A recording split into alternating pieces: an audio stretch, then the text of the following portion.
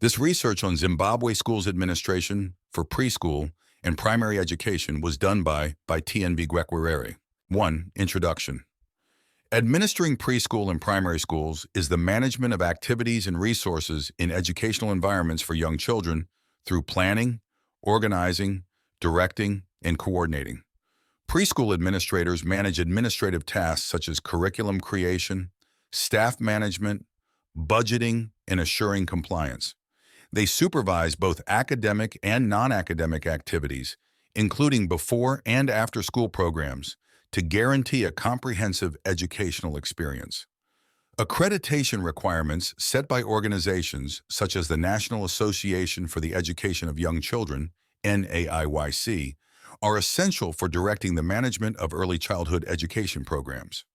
Zimbabwe offers multiple accreditation programs in the field of early childhood education. The Diploma in Education, Early Childhood Development, holds accreditation from the University of Zimbabwe and is acknowledged by the Ministry of Higher Education. The Master of Education in Early Childhood Development is available at colleges such as Great Zimbabwe University. The courses focus on managing early childhood programs.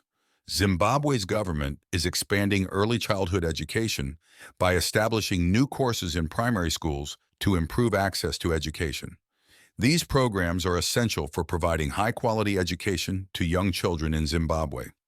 Another establishment, Zimbabwe Early Childhood Development Foundation, ZKDF, is a private volunteer organization dedicated to advancing the survival, welfare, and growth of very young children by introducing innovative, sustainable programs established by the community across Zimbabwe. 1.1 Overview of Preschool and Primary School Administration. Administration at preschools and elementary schools plays a significant part in determining the educational path that children will take throughout their lives. When a child is in these early phases of development, administration covers not only the management of educational curricula, but also the more general aspects of child development. Children go through a phase in their lives during which they build fundamental abilities, attitudes, and routines that will have an impact on their future learning and behavior. Through the implementation of efficient administration at this level, it is possible to guarantee that the intellectual, emotional, social, and physical requirements of young children are satisfied within a caring setting. Importance of effective administration in early education. Effective administration in early education sets the tone for a child's academic career. Administrators in preschools and primary schools are tasked with creating an environment that is conducive to learning and growth. This involves managing resources, overseeing curriculum implementation, ensuring compliance with educational standards, and fostering a safe and inclusive environment. The effectiveness of administration directly impacts the quality of education and care that children receive during these formative years. Objectives and scope of the research. The main goal of this research is to investigate different aspects of preschool and primary school administration.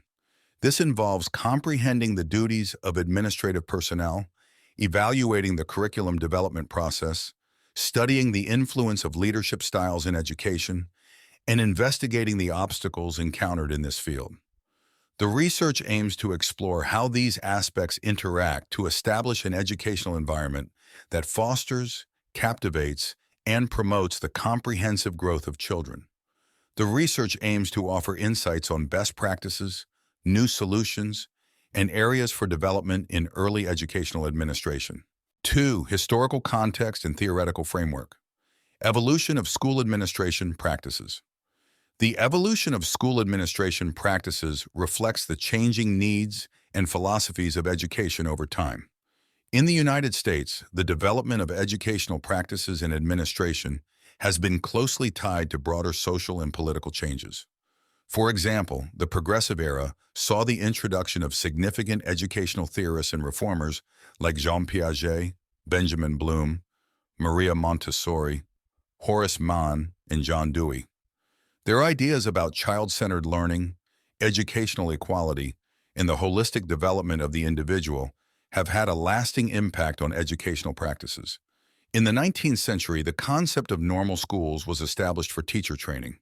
These institutions set the early standards for what qualifications a teacher should possess, which included knowledge of subject matter, teaching methods, and practical experience.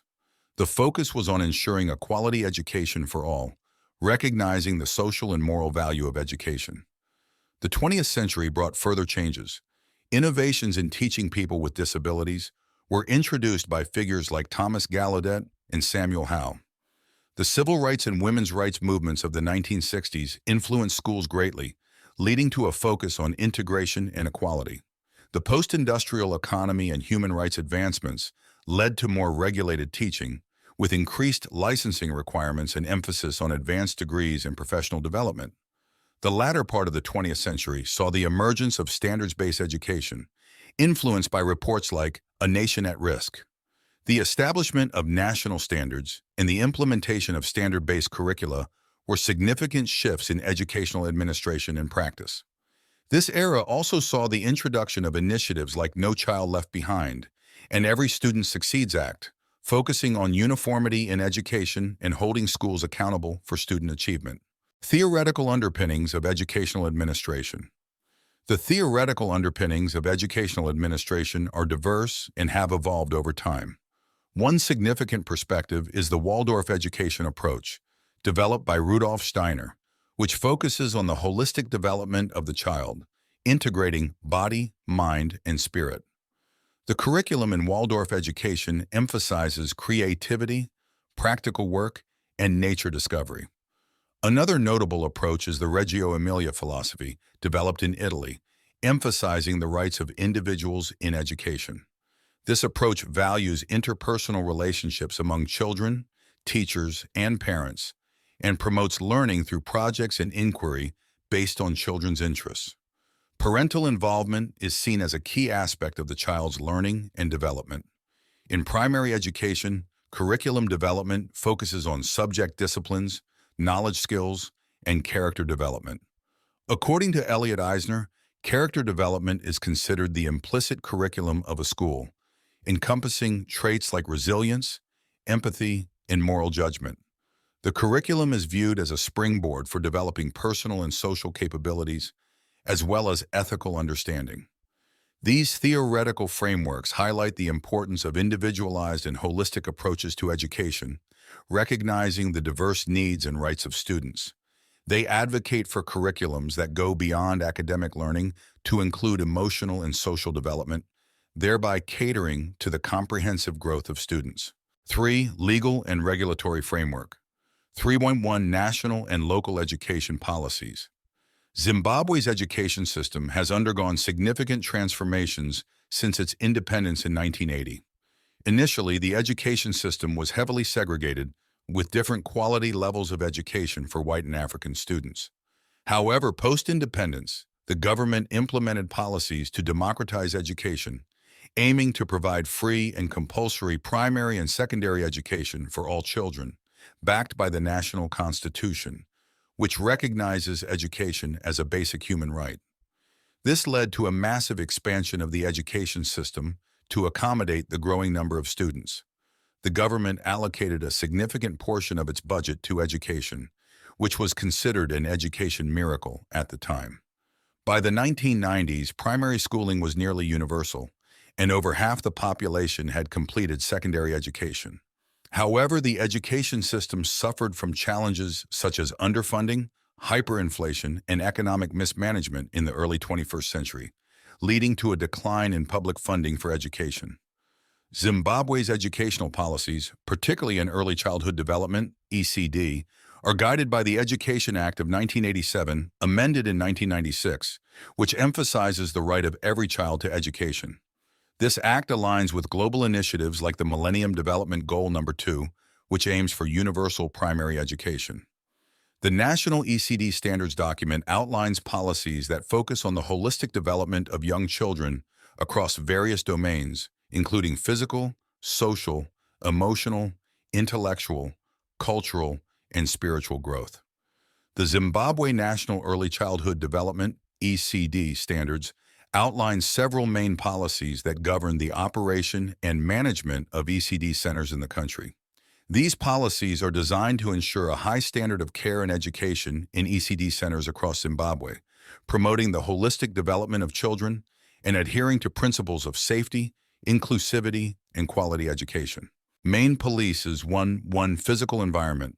The standards specify that ECD centers must be constructed from stable materials to protect against harsh weather, be free of toxic materials, have emergency exits, and comply with public health and land use requirements. Centers must also be accessible to children with special needs. 2. Operation and management. Centers must operate within specific hours and dates, have clear management and administrative systems, and maintain clear lines of authority and responsibility. They must also have a community advisory board that includes parents or family members of children in the program. 3. Admission of children and records. The standards mandate non-discriminatory admission policies, requiring medical reports for new admissions to ensure that children do not have communicable diseases. Parents or guardians of children with special medical needs must sign an agreement with the center to jointly manage the child's medical condition. 4. Roles and responsibilities of stakeholders and the government. The standards provide guidelines for stakeholders not directly involved in the daily operation of the center. Parents and guardians are expected to cooperate with and assist the school. And in rural communities, schools are required to follow a victim-friendly referral system for handling cases of abuse. 5. Registration and licensing. ECD centers must register with the council, providing details about the premises, enrollment, staff qualifications, and proposed programs. The licensing process includes obtaining permits for land use, fire inspection reports, and environmental health inspection reports. Licenses are issued annually and are not transferable. 6. Appeals process. There is a provision for centers to appeal against council actions, allowing them to apply in writing to the permanent secretaries in education or local government, depending on the type of service affected. Compliance and regulatory requirements for schools after independence. The Zimbabwean government established non-discriminatory policies in education. The Education Act of 1987 and subsequent amendments like the Education Act of 1996 and the Disabled Persons Act of 1996 mandated that all students, regardless of race, religion, gender, creed, and disability, have access to basic or primary education. These acts helped expand the right to education in Zimbabwe, especially for students with disabilities. The Education Act of 2006 further decentralized authority by establishing school development committees, empowering parents and guardians in the development of schools. These committees have various functions, including the recruitment and dismissal of teachers, maintenance of facilities, and application for grants. The ECD standards in Zimbabwe mandate a comprehensive set of guidelines for the operation and development of ECD centers. These include requirements for physical environment, curriculum schedule, staffing, nutrition, health, transportation, staff qualifications, and connections with families. The guidelines are designed to ensure quality services that support the comprehensive development of children, going beyond mere safety and basic care. Child protection and safety regulations. In recent years, Zimbabwe has made significant strides in protecting children's rights in education. The amended Education Act prohibits corporal punishment and the exclusion of pregnant girls from school, aligning with the Zimbabwe Constitution, which guarantees the right to education. This law also mandates that every school provides suitable infrastructure for students with disabilities and requires government authorities to ensure disability rights are protected in every school. Furthermore, the law asserts that students should not pay fees from preschool up to Form 4 and that no pupil shall be excluded from school for non-payment of fees.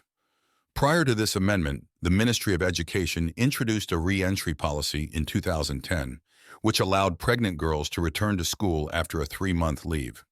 The government is now focused on implementing these legislative changes, ensuring infrastructural adaptations for children with disabilities, and accommodating pregnant students and adolescent mothers. Child protection and safety are integral components of the ECD standards in Zimbabwe. The standards specify conditions for physical environments that are safe and conducive to learning, including requirements for building materials and emergency exits. Additionally, there are guidelines for the mental and physical health of children, including provisions for handling illnesses and accidents, and ensuring a safe, comfortable environment for all children. The framework also emphasizes the importance of safeguarding children from any form of physical punishment or psychological harm. 4. School administration structures. 4.1. Organizational structure of schools. The organizational structure of ECD centers in Zimbabwe is designed to ensure effective management and supervision. The centers are required to have in-house policies that align with council bylaws and facilitate operations. Administrative systems and procedures are established to manage the facility, staff, and activities efficiently. There are clear lines of authority and responsibility, and everyone is aware of their roles and job tasks. Additionally, a community advisory board, comprising 50% of parents or family members of children in the program, is in place. This board meets regularly to approve major decisions and provide suggestions for improving services. 4.2 Roles and responsibilities of administrative staff. The roles and responsibilities of administrative staff include ensuring compliance with the set standards and facilitating smooth operations of the center. This involves managing the admission of children, which requires no child to be admitted on less favorable terms or have restricted access to any benefits or services provided by the center. Additionally, parents or guardians are involved in the admission process and must provide medical reports or clinic cards indicating the child's health status. The administrative staff is also responsible for registering the children and staff at the center, ensuring compliance with the developmental needs of the children, and maintaining up-to-date records of indoor and outdoor physical and educational equipment. School officials and personnel. President. The authority, powers, and functions necessary for the efficient and effective management of formative academic and skills development school, Inc., as well as the realization of the school's goals and objectives, have been delegated to the school president. The Board of Trustees is ultimately responsible for holding him accountable for all of the activities and performances that take place at the school. Principal. The principal provides assistance to the school president in order to facilitate the realization of the school's vision and mission, as well as the accomplishment of the goals of the formative academic and skills development school. In addition to being accountable for the implementation of school policies, she is also responsible for the execution of school rules and regulations. For the purpose of fostering unity and achieving fruitful coordination among the various school officials, faculty members, and non-academic personnel, the principal, who is an academic leader with delegated authority, is responsible for promoting uniformity. Assistant principal. The principal, who is an administrative officer with delegated authority, is the one who makes the recommendation for the appointment of the assistant principal, who is therefore appointed by the school president. She is responsible for overseeing homeroom advisors, club moderators, SPG, SSG moderators, and the school publication advisor. She reports to the principal if she is successful. Treasurer. The treasurer is tasked with the overarching responsibility of ensuring that the school's financial resources are protected so that they can be distributed and invested in an appropriate manner. Cashier. Assisting the treasurer and the cashier with the school's regular and routine financial transactions is the cashier's primary responsibility. Administrative counsel. The administrative counsel is responsible for carrying out the duties and responsibilities associated with the management and administration of the school in order to achieve the goals and objectives that she has set for herself. There are 4 members of the council: the treasurer, the principal, the assistant principal, and the school president, who serves as the chair of the council. Subject teacher. The subject teacher plays a pivotal role in the classroom as a primary facilitator of learning. Their responsibilities include striving for academic excellence, consistently implementing classroom policies, and maintaining effective communication with the principal regarding academic issues. Additionally, they coordinate with the assistant principal and homeroom advisor on student behavior and development. Guidance counselor. The guidance counselor is responsible for designing and administering tests required by the school. They manage psychological testing and counseling programs, contributing to the overall mental health and well-being of students. Their role also involves conducting research and studies relevant to student guidance. Librarian. The school librarian is tasked with the development and management of the school's library. They oversee the planning of library development programs and supervise all activities within the library, ensuring an organized and resourceful learning environment. Registrar. The registrar's role encompasses planning, organizing, coordinating, directing, and controlling all activities of the registrar's office. This includes managing student registration, transfers, graduations, completions, and the maintenance and safekeeping of all essential student records. Homeroom Advisor. The Homeroom Advisor plays a crucial role in disseminating and implementing the school's guidance program within their assigned section. They collaborate with the assistant principal in enforcing school rules and regulations and oversee student activities both inside and outside the school premises. Club Moderator. The club moderator facilitates and monitors the activities of their specific student club.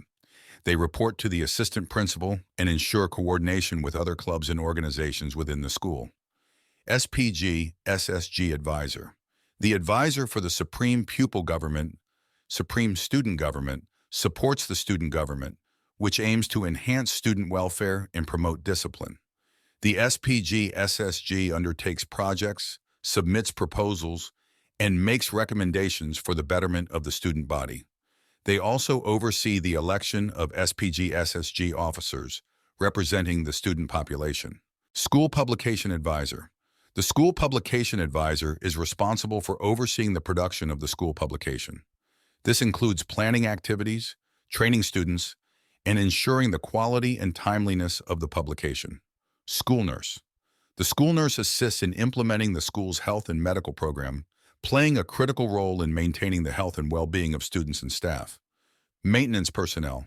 Maintenance personnel are responsible for recommending and carrying out maintenance, repairs, and replacements of the school's facilities and equipment, ensuring a safe and functional learning environment. Parents-Teachers Association, PTA. The PTA, with the principal as the ex officio chairperson, functions as a consultative and advisory council. It discusses matters of competence during official meetings, contributing to the collaborative environment between parents and the school. Leadership Models in Education. In Zimbabwe's ECD centers, leadership involves not just the administrative staff, but also the engagement of stakeholders, including parents, guardians, and the community.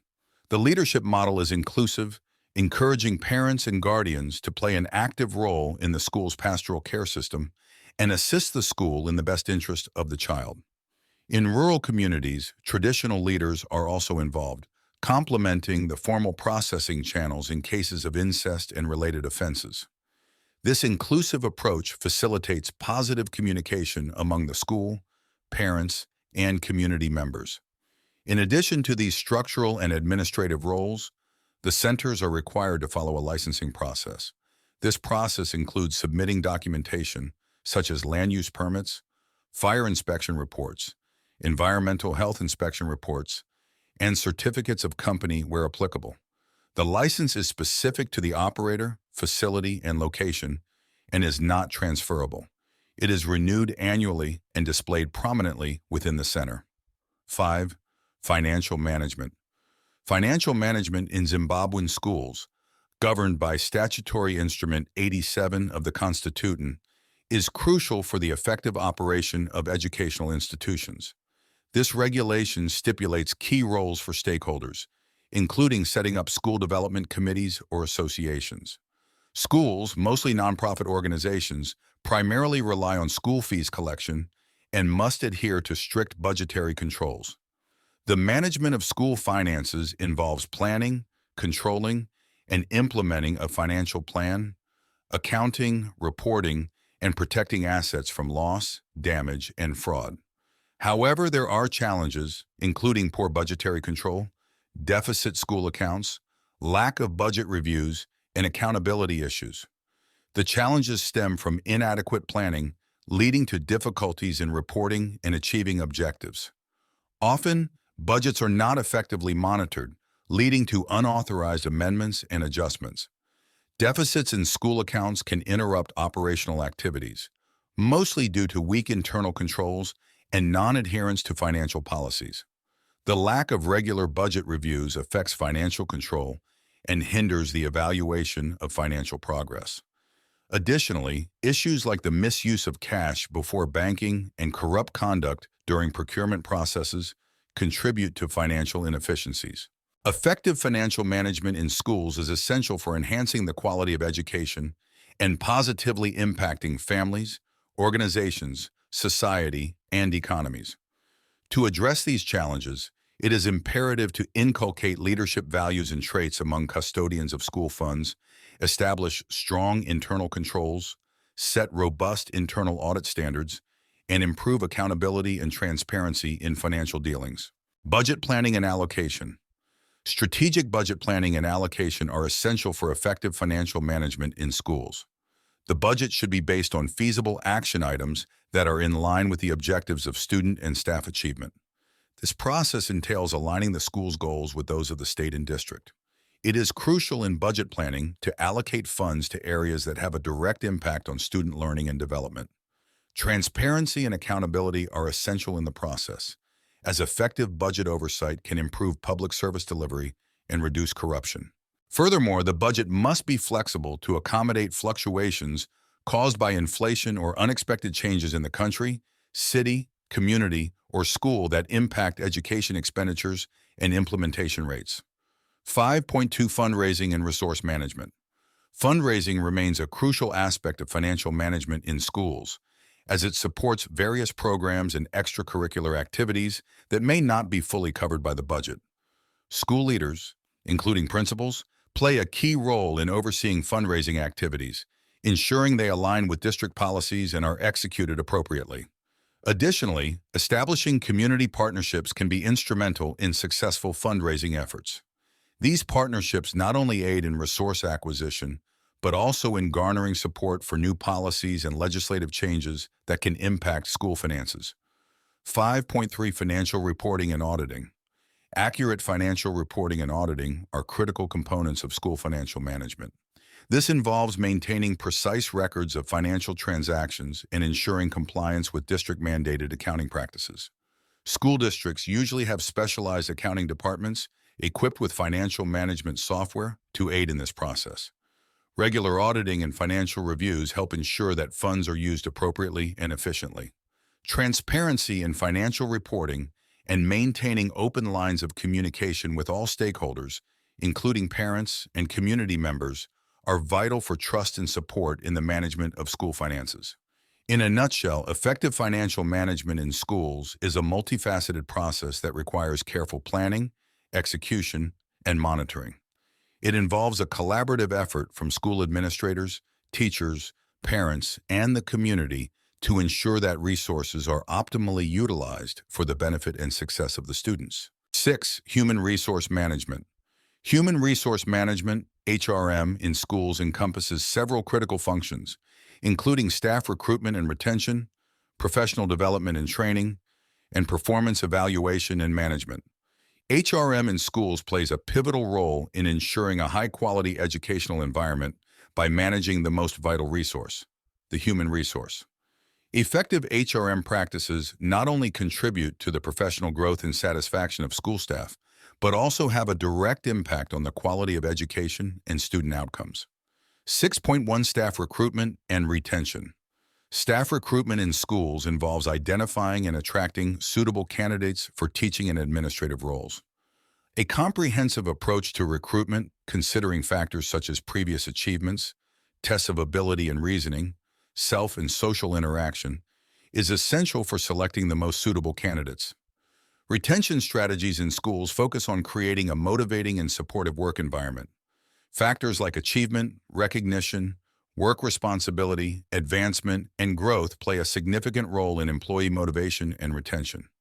Conversely, aspects like company policies, supervision, relationships with managers, work conditions, salary, and peers are considered hygiene factors that, while necessary, do not necessarily motivate employees but must be adequately addressed to prevent dissatisfaction. 6.2 Professional development and training. Professional development and training are crucial for ensuring that staff members, particularly teachers, continue to grow in their roles and adapt to changing educational needs and standards. Continuous learning opportunities, including workshops, seminars, and in-service training, help teachers enhance their pedagogical skills, and stay updated with the latest educational trends and technologies. 6.3 Performance Evaluation and Management. In schools, performance evaluation typically entails evaluating teachers and staff members based on set criteria and objectives that have been established beforehand. Performance management systems that are effective encourage positive performance and behavior, provide feedback that is constructive, and support staff members in their professional development. It is important that the evaluation process be both methodical and objective, with the goal of promoting a culture that values ongoing improvement and professional development. 7.1 Curriculum Design and Implementation. Curriculum design and implementation in schools is a critical aspect of the educational process, involving a systematic, iterative, and evidence-based approach. It requires comprehensive planning and coordination to achieve specific learning objectives and improve the quality and impact of student learning. The curriculum should address what is covered, the order of topics, the purpose of learning, how it's framed, the materials used, and how success is measured. This process is essential to adapt to changing societal needs and individual learning requirements. Effective curriculum development ensures that education is relevant and responsive to both global changes and local contexts. In Zimbabwe, the curriculum for pre-primary centers is developed based on a framework designed by the Ministry of Education. This framework guides the overall educational objectives and outcomes for early childhood learning. Similarly, the curriculum for baby care centers is created following a framework established by the Preschool Development Committee. These frameworks ensure that the curriculum is consistent, comprehensive, and meets the developmental needs of children at these early stages of education. 7.2 Assessment and Evaluation Strategies. Assessment in curriculum development is an ongoing process to gauge student learning and comprehension. It involves a variety of methods to demonstrate students' understanding and capabilities. The assessment process is crucial for making informed decisions about instructional strategies, teaching resources, and academic support. It helps in enhancing the student's prospects and guiding future instruction. Regular assessment and evaluation allow educators to adjust and refine the curriculum, ensuring that it remains relevant and effective in meeting educational goals. In Zimbabwe's Early Childhood Development (ECD) standards, the assessment and evaluation strategies are integrated within the curriculum design. The nature of the curriculum is child-centered and holistic, promoting the physical, cognitive, language, emotional, and social development of children. The activities included in the curriculum are designed to be interactive, culturally appropriate, age-appropriate, and enjoyable. These activities also aim to encourage children to think, reason, solve problems, and be creative. Such an approach allows for a comprehensive assessment of a child's development in various domains, ensuring that the learning process is effective and tailored to the individual needs of each child. 7.3 Special Education and Inclusive Practices. Special education and inclusive practices in curriculum development focus on accommodating the diverse needs of all students, including those with disabilities or special educational needs. This involves designing curricula that are flexible and adaptable, allowing for different learning styles and capabilities. Inclusive practices ensure that all students, regardless of their abilities or backgrounds, have access to quality education and opportunities to achieve their full potential. Educators play a key role in implementing inclusive practices, adapting teaching methods, and using resources that cater to the varied needs of their students. In Zimbabwe, the approach to special education and inclusive practices in early childhood education, ECE, emphasizes teacher preparation and development. The focus is on ensuring that teachers are well equipped to handle diverse needs in the classroom, including those of children with disabilities. This preparation includes both pre-service and in-service training, covering aspects like understanding disability categories, curriculum management, assessment, and legal issues. Despite this, teachers often feel underprepared, particularly in practical aspects of inclusion. Challenges such as inadequate resources and lack of comprehensive policy frameworks for teacher education in inclusion are noted. Efforts are made to enhance teacher education, including program design that integrates inclusion across various subjects and ensuring balanced theoretical and practical exposure. Collaborative efforts between educational institutions, the government, and other stakeholders are seen as crucial for pooling resources and improving teacher preparation for inclusive education. 8. Facilities and resource management. Facilities and resource management in Zimbabwe. Early childhood education centers involves a comprehensive approach to creating a safe, conducive, and enriching environment for children. These standards highlight the emphasis on creating an environment that is not only safe and conducive to learning, but also responsive to the diverse needs of children in early childhood education in Zimbabwe. 8.1 Infrastructure Planning and Maintenance. In Zimbabwe, early childhood development (ECD) centers are required to adhere to specific infrastructure standards to ensure the safety and well-being of children. These standards include premises construction.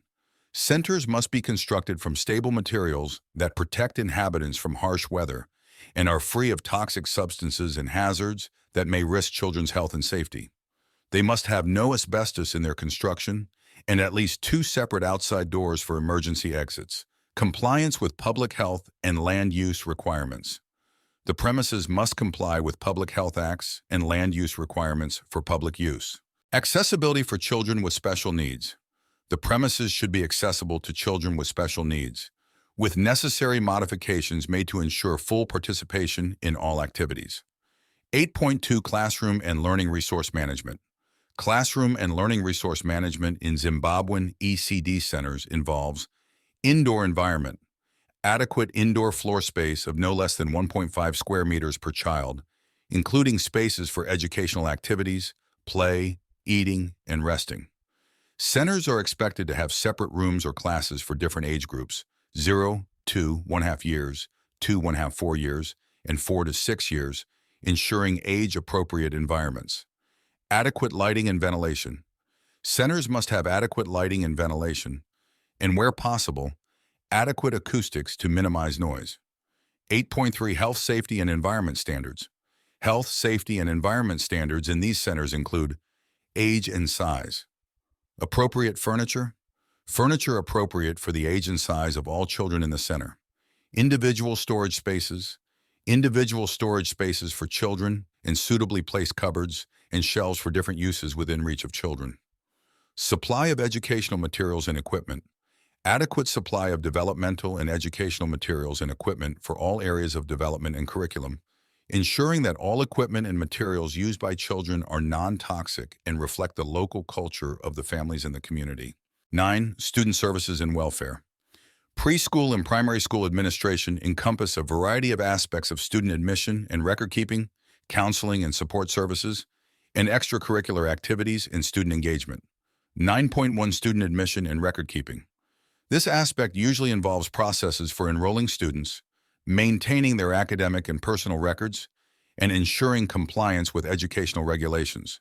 It typically includes managing student data, attendance records, and academic progress reports.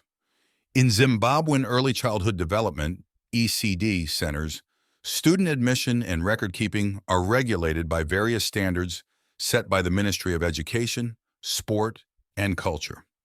These standards guide the establishment and implementation of ECD activities, including the admission process and the maintenance of student records. The goal is to ensure a systematic and equitable process for admitting students and keeping accurate and comprehensive records of their educational journey. This includes tracking the developmental milestones, learning progress, and any special needs or accommodations required by the students. 9.2 Counseling and Support Services. Schools provide different levels of counseling and student welfare support. Initially, students are encouraged to talk to their teachers for the first level of support. For specialized attention, they may be referred to school counselors or student welfare officers. These professionals are trained to address students' social, emotional, behavioral, and mental health issues. They also help students with poor school attendance due to various factors like family or home situations, lack of motivation, or poor peer influence. In cases requiring more intensive intervention, students may be referred to mental health professionals or social service agencies. Counseling and support services in Zimbabwean ECD centers are part of a broader effort to address ECD issues at both the national and regional levels.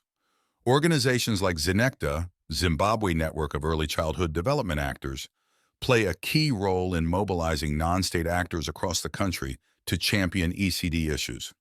These efforts include advocating for policies and standards that support the holistic development of children, which encompasses counseling and support services. Such services are essential in addressing the emotional, social, and psychological needs of young learners, ensuring they receive the necessary support to thrive in their educational environments. 9.3 Extracurricular activities and student engagement. Extracurricular activities and student engagement generally include a wide range of programs outside the standard curriculum. These can encompass sports, arts, clubs, and other special interest groups that encourage students to explore their interests and talents beyond the classroom. Such activities are crucial for students' overall development, helping them to build social skills, develop interests, and engage positively with their school community. Extracurricular activities and student engagement are crucial aspects of ECD in Zimbabwe. These activities are designed to complement the formal curriculum, offering students opportunities for holistic growth and development.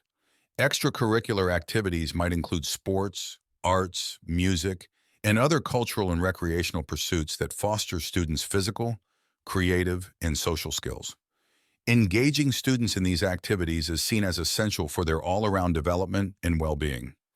The existing networks and organizations involved in ECD in Zimbabwe, such as Zinecta, are focused on ensuring that such opportunities are available and accessible to all children, including those from marginalized groups. 10. Parent and community engagement.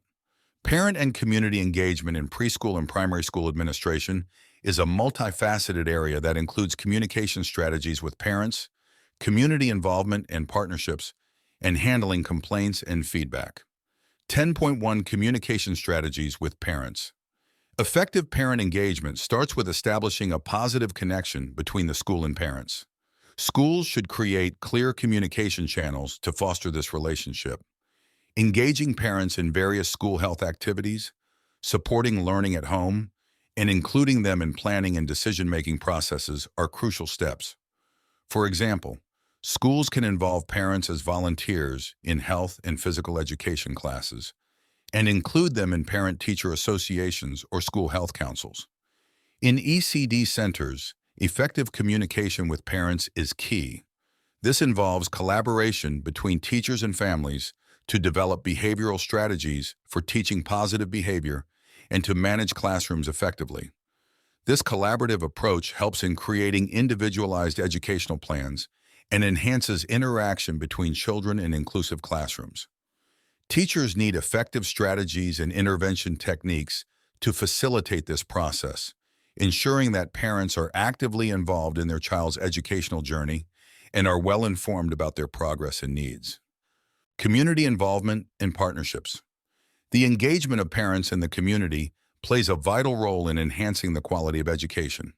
It involves parents serving as teachers, resources, decision makers, and even leaders. Community participation can positively impact schools in areas such as infrastructure, management, pedagogy, and student recruitment. Establishing strong community partnerships can improve school efficacy and student success. These partnerships often involve coordinating with local agencies and organizations to support families' goals and children's school readiness. Community involvement and partnerships are vital components of ECD in Zimbabwe. These partnerships are crucial for aligning ECD centers with regional trends and standards, ensuring that they meet the educational and developmental needs of children. By engaging with the community, ECD centers can leverage local resources, knowledge, and support to enhance the quality of education and care provided. This approach also helps in creating a supportive environment for children where the community plays an active role in their development and well-being. 10.3 Handling complaints and feedback. It's generally important for schools to have a transparent and responsive system for addressing concerns from parents and the community. This might include setting up a dedicated channel for receiving feedback, holding regular meetings with parents and community members, and ensuring that there is a clear process for addressing and resolving issues. Handling complaints and feedback in ECD centers involves a systematic approach to ensure that concerns raised by parents or guardians are addressed promptly and effectively. The process includes assessing and responding to feedback, resolving any issues, and implementing changes where necessary. This ensures that the centers maintain high standards of care and education and fosters a positive and collaborative relationship with parents and the community. The goal is to create an environment where feedback is welcomed and used constructively to improve the services provided by the ECD centers. Parent and community engagement is not just a top-down approach, but a collaborative, mutual learning process. It recognizes the valuable contributions that parents and community members can make to the educational environment. This approach is based on the understanding that each member of the educational partnership, including teachers and parents, brings a unique perspective that can enhance learning. 11. Technology in school administration. The effective use of technology in school administration requires a comprehensive approach that includes understanding and integrating technological tools, ensuring data security, and effectively utilizing e-learning platforms while being mindful of potential risks and challenges. 11.1 Integration of information technology. The global trend of integrating information technology, IT, into school administration is marked by the adoption of various IT tools and systems. These advancements are implemented to streamline administrative tasks, bolster communication, and enhance the overall management of educational institutions. Key elements include management information systems, digital student databases, and online platforms for diverse administrative functions. The overarching aim is to boost the efficiency, accuracy, and accessibility of school administration. In education, the integration of technology is increasingly recognized as a crucial component of effective school management. This integration extends beyond the mere possession of the latest gadgets and software. It encompasses how these technological tools are woven into the everyday operations of schools to augment efficiency and teaching quality. For school leaders, this necessitates developing a school mission and vision that incorporates technology, understanding and effectively utilizing available technological resources, and maintaining awareness of the technology utilized in classrooms. Such an approach ensures that technology usage is in harmony with the school's educational objectives and serves to enrich the learning experience. Data management and security. Data management and security are integral components of incorporating IT into school administration.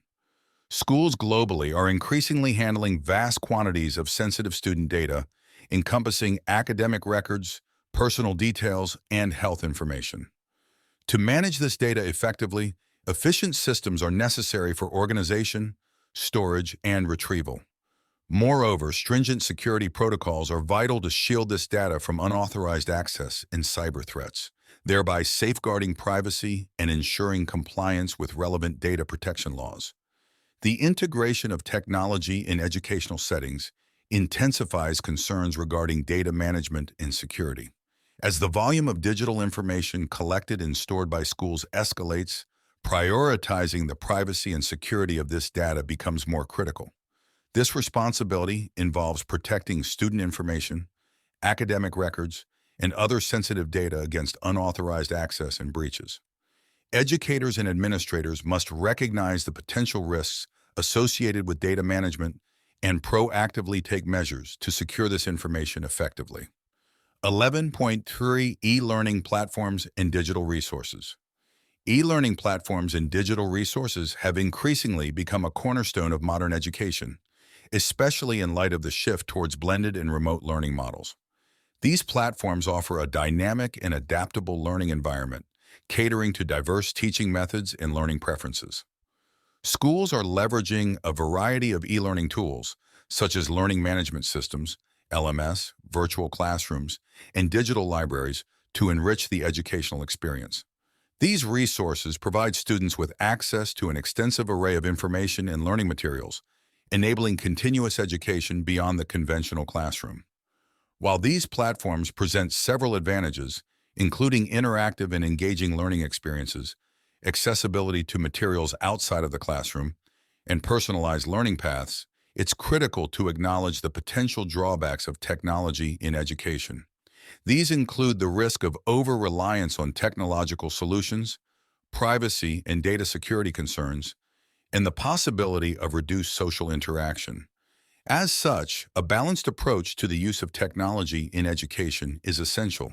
This approach should aim to augment rather than replace traditional learning methods, ensuring that technology serves as a tool to enhance the overall learning experience rather than detracting from it. 12. Monitoring, evaluation, and quality assurance.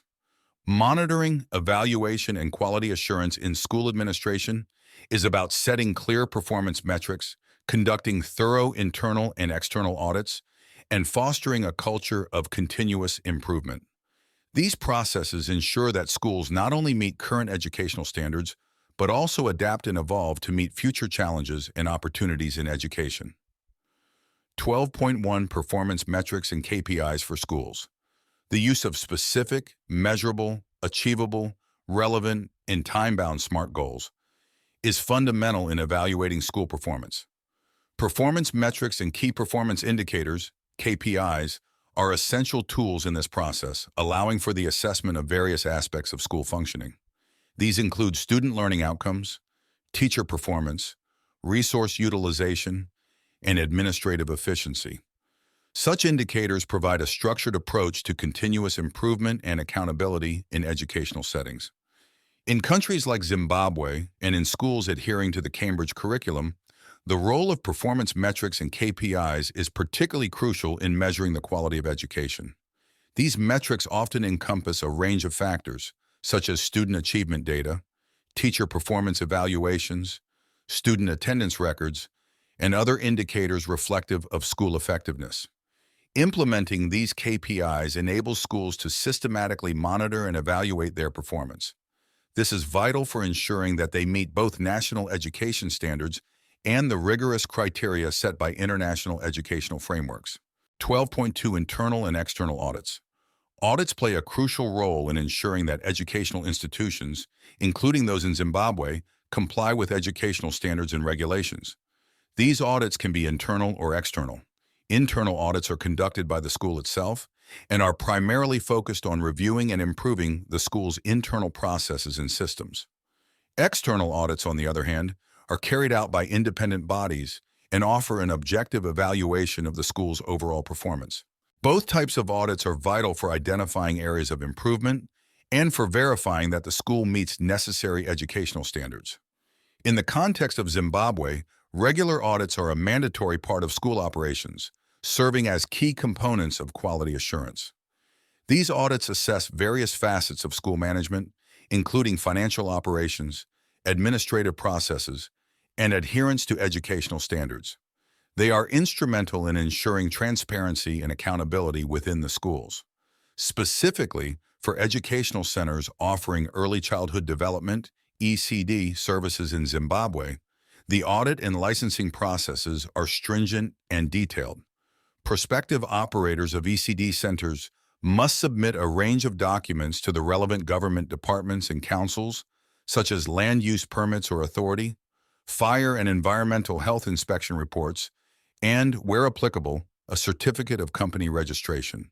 The council then reviews these applications and may issue a license, a conditional license, or refuse to issue one based on the evaluation. This license is specific to the operator, facility, and location, and is non-transferable. In case of any changes to these elements, a new license is required. The license, which must be prominently displayed in the center, specifies details such as the owner's name, the type of program offered, validity period, and operational hours. These licenses need annual renewal at the end of each school year. This thorough licensing process is pivotal in ensuring that educational centers in Zimbabwe adhere to the required standards and regulations, thereby maintaining the quality and legality of the educational services provided. 12.3 Continuous Improvement Strategies. In the context of quality assurance in school administration, a significant focus is placed on ensuring the quality of data. This is vital because high-quality data, characterized by completeness, accuracy, timeliness, and consistency is foundational for making informed and strategic decisions. Reliable and valid data are instrumental in demonstrating educational results and guiding strategic planning. In the specific case of Zimbabwe, continuous improvement strategies necessitate adapting to shifts in demographic profiles and addressing the diverse requirements of all students. This includes special attention to students with disabilities and those at risk of underachievement, marginalization, or exclusion from educational opportunities. For schools, particularly those offering Cambridge programs, it is imperative to continually refine their teaching methodologies and curriculum. This includes not only professional development for educators, but also enhancing the curriculum and implementing inclusive practices that benefit all students. This holistic approach ensures that education remains responsive and relevant, catering to the evolving needs of the student population and maintaining high standards of education, quality, and inclusivity. 13. Challenges and future trends. 13.1. Contemporary challenges in school administration. Contemporary challenges in school administration are indeed complex and continually evolving, influenced by societal and technological shifts. Globally, school administrators grapple with a variety of issues, prominent among which are adapting to technological advancements, navigating financial constraints, and ensuring equitable access to quality education for all students. These challenges require administrators to strike a balance between implementing modern educational practices, such as integrating technology into classrooms, and managing traditional budgetary and logistical limitations. A key aspect of contemporary school administration is inclusivity, emphasizing the need to provide quality education to all students, irrespective of their background. Another significant challenge brought to the fore by the COVID-19 pandemic is effective crisis leadership. During such unprecedented times, school leaders had to swiftly adapt to evolving situations, addressing basic needs, pivoting to remote instruction, fostering deeper learning opportunities, and planning for potential future disruptions. Critical in this context are effective communication, flexibility, and a focus on the emotional well-being of both employees and students. Crisis leadership also involves making sense of uncertain situations and fostering trust within the school community. The pandemic has also necessitated a transition to online and hybrid instructional models. This shift has required rethinking teaching methodologies, learning tools, and strategies for student engagement, presenting a significant learning curve for educators and students alike. Regarding career development, school administrators experience various stages in their professional journey, each with its unique challenges and demands. These stages range from initiation and development to autonomy and disenchantment, with each phase necessitating specific skills and approaches. Early career stages often involve navigating the balance between technical and instructional responsibilities, multitasking, and dealing with stress and professional uncertainty. There is also a continuous need for professional development and support for school administrators throughout their careers, to ensure they are equipped with the necessary skills and knowledge for effective leadership and management of educational institutions. 2. Innovations and emerging trends in education. The education sector has seen a rise in innovations and new trends, which were further sped up by the COVID-19 epidemic. The current time has emphasized the crucial significance of digital literacy, distance learning, and the use of technology in educational administration. These achievements are not limited to wealthy, industrialized countries. They are also making substantial progress in remote and less developed areas. Educational innovations cover a wide range of practices, technologies, policies, programs, and ideas that differ from standard methods. These innovations are unique to their specific setting and have played a key role in meeting the needs of underrepresented groups, such as low-income learners and individuals not attending traditional institutions. These advancements are not just changing teaching methods, but are also impacting the field of school management. Key features involve incorporating technology into teaching and learning, implementing personalized learning methods, and utilizing data analytics to improve decision-making. These developments in technology and methodology allow for a more personalized and efficient teaching experience. Moreover, there is an increasing emphasis on developing educational settings that are inclusive and equal. This requires a thorough strategy that caters to the varied requirements of all children and integrates social-emotional development into the curriculum. This comprehensive approach guarantees that education is available and pertinent to a diverse range of pupils, acknowledging the significance of not only academic abilities, but also emotional and social skills in shaping persons who are well-rounded. In general, these developments and upcoming trends indicate a transition towards more flexible, comprehensive, and technologically advanced educational institutions. These systems are more capable of addressing the unique needs of a variegated student population in a constantly evolving global environment. 13.3 Future Directions and Policy Implications. The future of education and school administration is likely to be influenced by the continued integration of technology and the need to address systemic inequalities. The pandemic has highlighted the essential role of education in preparing students not just for academic success, but for global citizenship, collaboration, and solidarity. Policymakers and educators are expected to focus more on holistic approaches to education, emphasizing skills like critical thinking, collaboration, and innovation. The future direction of education also involves more intentional efforts to reduce educational inequities and to incorporate ethical considerations and scientific understanding into curricula. Future directions and policy implications in school administration will likely focus on enhancing the resilience of educational systems to adapt to changing circumstances, such as global health crises. Policies may also aim to support the professional development of school leaders, promote the integration of technology in education, and address equity and inclusion challenges. There's a growing recognition of the need for schools to not only impart academic knowledge, but also to prepare students for a rapidly changing world, emphasizing skills such as critical thinking, creativity, and adaptability. 14. Case studies and practical examples. Lessons learned from challenges and failures. The country case studies on early childhood care and education, ACCE, in selected sub-Saharan African countries 2007-2008, highlighted some key teacher issues and policy recommendations, providing a comprehensive analysis of the challenges and best practices in early childhood education across several African countries, including Zimbabwe. Key findings. Challenges in teacher preparation for inclusive education. The study highlights a significant gap in teacher preparation for inclusive education. Teachers often feel ill-prepared to handle the diverse needs of children in inclusive settings, particularly those with disabilities. This is attributed to inadequate training during their pre-service and in-service education, which focuses more on theory than practical application. Lack of resources and support.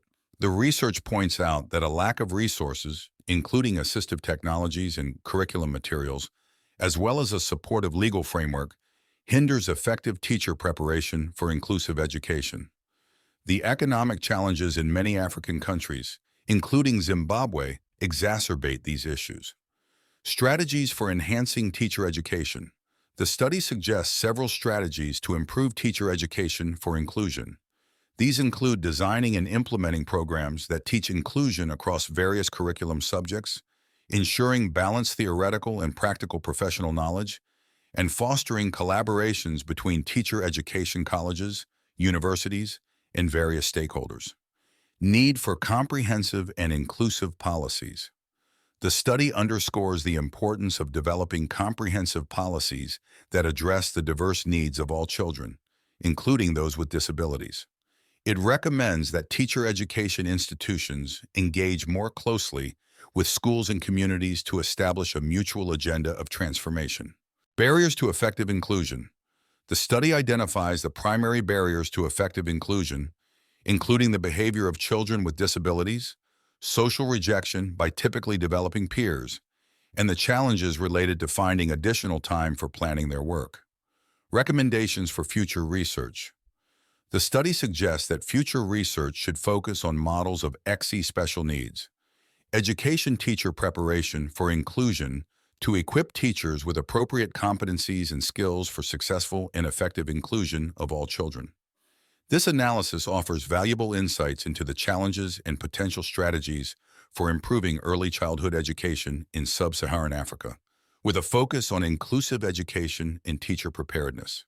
This research on Zimbabwe schools administration for preschool and primary education was done by TNB Gwekwerere.